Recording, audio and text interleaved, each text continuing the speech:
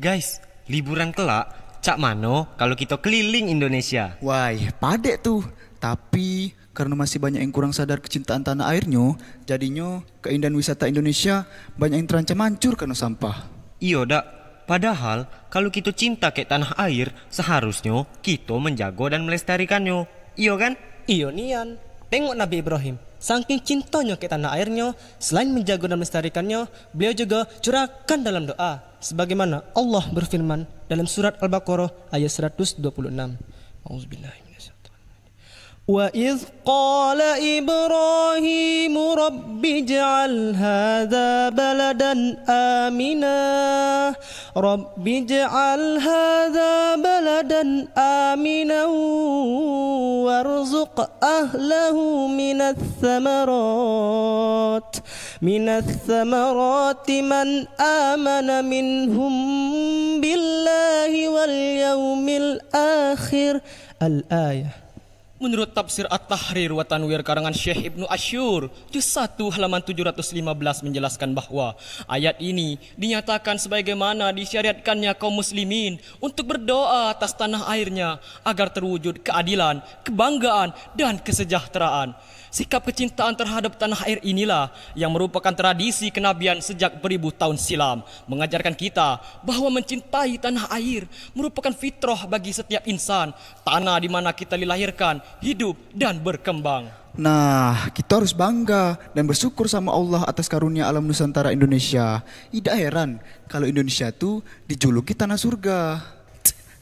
Orang-orang bilang kita tanah surga. Bukan lautan, hanya kolam susu. Kayu dan jalan cukup menghidupimu. Tiada badai, tiada topan kau temui. Ikan dan udang menghampiri dirimu. Orang bilang tanah kita tanah surga. Tongkat kayu dan batu jadi tanaman. Orang bilang tanah kita tanah surga. Tongkat kayu dan batu jadi tanaman.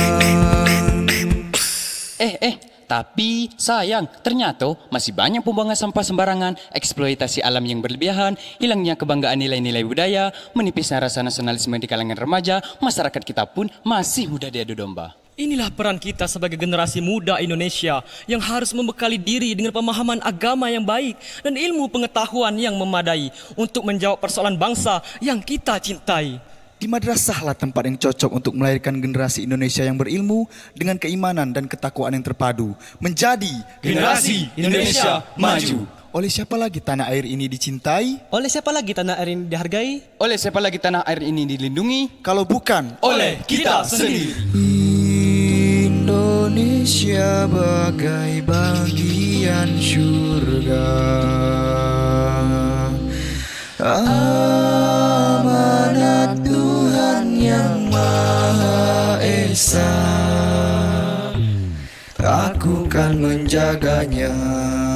Tanahnya, airnya, lautnya, iklimnya, hutannya, rakyatnya, ragam budayanya. Indonesia, aku cinta.